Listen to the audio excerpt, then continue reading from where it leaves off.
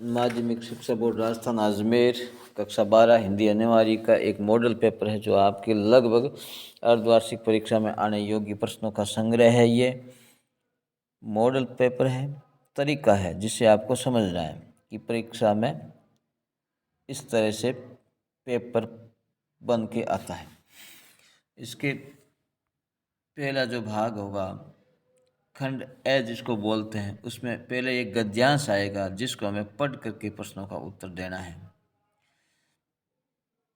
निम्नलिखित अपठित गद्यांश को ध्यानपूर्वक पढ़ करके वस्तुनिष्ठ प्रश्नों के उत्तर अपनी उत्तर पुस्तिका में लिखिए। हिंदी में राम काव्य की विस्तृत परंपरा मिलती है।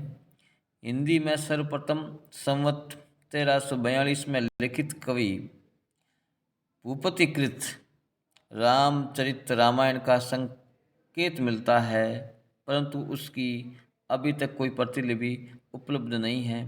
हिंदी में तुलसी ही रामायण के प्रमुख कवि हैं। तुलसी के समकालीन कवियों में से मुनीलाल कृत रामप्रकाश काव्य मिलता है जो रीति शास्त्र के आधार पर लिखा गया है। महाकवि केशव ने रामचंद्रिका नामक महाकाव्य की रचना की है जिसमें काव्य कौशल का प्राधान्य है, परंतु चरित्र चित्रण एवं प्रबंधात्मक की उपेक्षा की गई है। सेनापति ने अपने कवि रत्नाकर में चौथी और पांचवीं तरंगों के अंतर्गत रामायण और राम रसायन का वर्णन किया है। तुलसी के समकालीन कवियों के उपरांत भी हिंदी में राम काव्य के दर्शन होते हैं। इनमें से हृदय रामकृत हनुमान नाटक मिलता है। तदुपरांत प्राणचंद चौहान कृत रामायण महानाटक मिलता है जो संवाद के रूप में लिखा गया है। तो उपयुक्त गद्यांश का हमने वाचन किया, उसके बाद में ये जो प्रश्न है उनको पढ़ करके उत्तर देना है। उपयुक्त गद्यांश का उचित शीर्षक तुलसी काव्य, राम काव्य, केशव काव्य या उपयुक्त सभी। तो इसका जो है राम काव्य होगा, क्योंकि इसमें राम काव्य के ही उल्लेख किया। राम के बारे में जिन जिन कवियों ने लिखा तो राम काव्य सही बैठता है। दूसरा है कि निम्नलिखित में से किस काव्य की अभी तक कोई प्रतिलिपि नहीं मिली है। तो राम प्रकाश काव्य की प्रतिलिपि हमको अभी तक नहीं मिली है। ये है आपके भूपति कृत। फिर तीसरा सवाल है निम्नलिखित में कौन सा काव्य रीति काल के आधार पर लिखा गया है। तो ये रामचंद्रिका है, केशव ने लिखा है। रामचंद्रिका काव्य के कवि केशव हैं। निम्न में से कौन सा काव्य संवाद के रूप में लिखा गया। रामायण महानाटक, रामचरित रामायण, राम प्रकाश और रामचंद्रिका। तो ये आपको संवाद के रूप में रामायण महानाटक लिखा है। लिखने वाले प्राणचंद चौहान हैं। निम्न में से राम भक्त कवि कौन नहीं है। तो इसमें है सूरदास जो कृष्ण भक्त हैं। दूसरा सवाल आप देखिए, पद्य का है। पद्य भाग को पढ़िए और उसको उत्तर दीजिए। ये अंतिम जप ध्यान में देखते चरण युगल, राम ने बढ़ाया कर लेने को नील कमल। कुछ लगा ने हाथ हुआ सहसा स्थिर मन चंचल, ध्यान की भूमि से उतरे खोले पलक विमल, देखा वहाँ रिक्त स्थान। ये जप का पूर्ण समय आसन छोड़ना असद्धि, भर गए नवन द्वे दिक जीवन जो पाता ही आया है विरोध, दिक साधन जिसके लिए सदा ही किया है शोध, जान की हाय उदार पिया का हो न सका, वे एक और मन राम का रहा जो न थका। जो नहीं जानता दैन्य नहीं जानता विनय,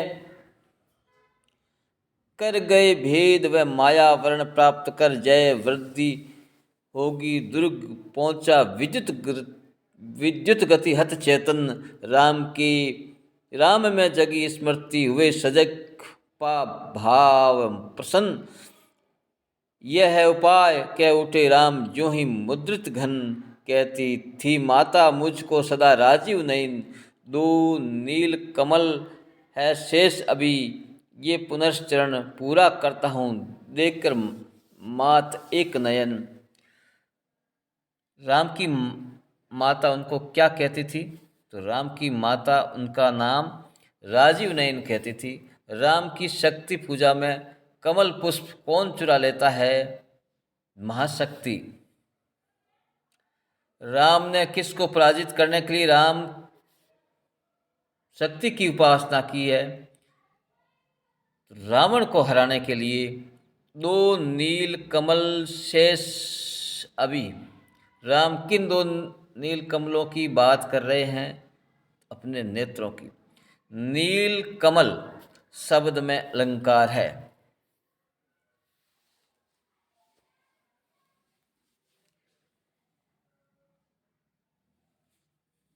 नील कमल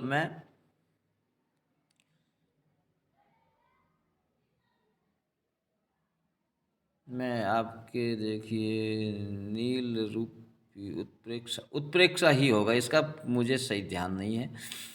फिर अगला है नयन शब्द के पर्यायवाची शब्द है, तो इनमें से तीनों के तीन होने चाहिए। तो पहला है नेत्र, आँख, चक्षु, ये सही होगा। जिस भाषा को बालक अपनी माँ और परिवार के द्वारा सीखता है उसको मातृभाषा कहते हैं, ये खाली जगह में लिख दीजिए।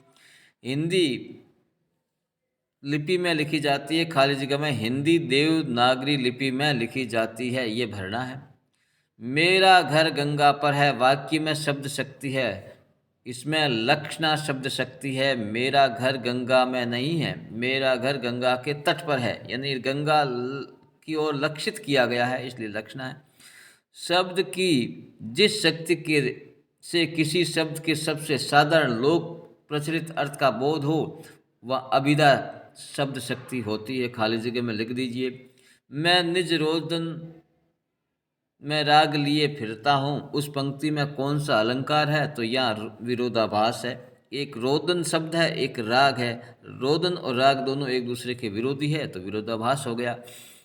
भगवान भक्तों की भयंकर भूरी भीति विसारिये। उक्त काव्य में भय वर्ण की आवृत्ति होने के कारण अनुप्रास के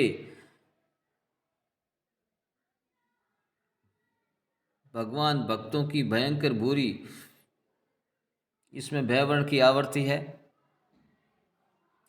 वृत्यानुप्रास है, भय वर्ण की दो से अधिक बार आवृत्ति है, तो वृत्यानुप्रास हो गया। निम्नलिखित अति लघु उत्तरात्मक प्रश्नों के उत्तर एक पंक्ति में देना है। तो निम्न पारिभाषिक शब्दों के अर्थ लिखिए। पहला है एप्लीकेट यानी आवेदक, दूसरा एक्यूज यानी आरोप दोष। फिर है हिंदी शब्द है संक्षेप की पारिभाषिक शब्दावली में संक्षेप यानी समरी लिखिए। फिर है मेढक मंडली का दूसरा नाम क्या था? तो मेढक मंडली का दूसरा नाम इंद्रसेना था। फीचर लेखन क्या होता है? फीचर लेखन की परिभाषा कि उचित विषय पर आकर्षक रूप में तथ्यों को प्रस्तुत करना फीचर कहलाता है। किशनदा की कौन सी छवि यशोधर बाबू के मन में बस गई थी? किशनदा की कौन सी छवि यशोधर बाबू के मन में बस गई? यानी किशनदा के कुर्ते पायजामे के ऊपर ऊनी गाउन पहनना, सिर पर गोल टोपी धारण करना, देसी खड़ऊ पहनना और हाथ में छड़ी लेकर के चलना, ये छवि यशोधर बाबू के मन में किशनदा की बस गई। पाठशाला में लेखक को क्यों विश्वास होने लगा? जब शिक्षक लेखक को आनंदा कह करके अपनेपन का व्यवहार करने लगा और वसंत पाटिल से उसकी पक्की मित्रता हुई, तब उसका विश्वास पाठशाला में बढ़ने लगा। एक बीच में प्रश्न, यशोधर कौन सी बात यशोधर बाबू कभी कभी तंजिया कहते थे, व्यंग्यात्मक रूप से एक शब्द कहा करते थे, तो वो था समहाउ इम्प्रॉपर। समहाउ इम्प्रॉपर, ये बार बार बोला करता था। लेकिन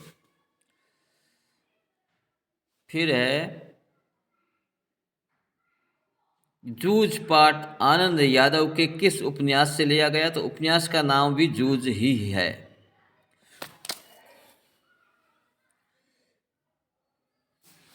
लेखक को कब लगने लगा कि उसके नए पंख निखिल आए हैं, जूझ कहानी के आधार पर आपको ये बताना है। पाठशाला में एक समारोह में शिक्षक के द्वारा लेखक से कविता पाठ करवाना गया था, तब उसको लगने लगा कि अब उसके पर निकल आए हैं। अगला सवाल है कि कुंवर नारायण की किन्हीं दो रचनाओं के नाम आप लिखिए। तो हमारी पाठ्य पुस्तक के आधार पर कुंवर नारायण की जो है रचना है, जैसे कविता के बाने, परिवेश, चक्रव्यूह, हम तुम, ये सारी उनकी लिखी हुई है। उनमें से कोई दो नाम आप लिख दीजिए। हजारी प्रसाद द्विवेदी का जन्म कब और कहाँ पर हुआ था?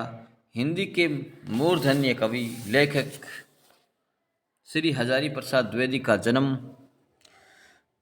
19 अगस्त 1907 जिला बलिया उत्तर प्रदेश में हुआ था, और इनका देहांत 19 मई 1979 दिल्ली में हो गया था। तो इस तरह से ये छोटे छोटे प्रश्न और ये जो बातें थी वो मैंने इस प्रश्न पेपर की जो आने वाली महत्वपूर्ण छोटे प्रश्न जो इसमें बोल करके आपको सुनाए जा सकते हैं, वो वीडियो बनाया है। अच्छा लगे आगे और किसी को परिचित करना, आपकी परीक्षा में लाभदायक सिद्ध होगा, ऐसा मुझे विश्वास है। और बाकी जो प्रश्न है उसका मैं आपको भेज रहा हूँ चित्र। ये सारे प्रश्न आपको पढ़ लेना, समय मिला तो इस पर मैं छोटे छोटे और वीडियो आपको बना करके भेज दूंगा।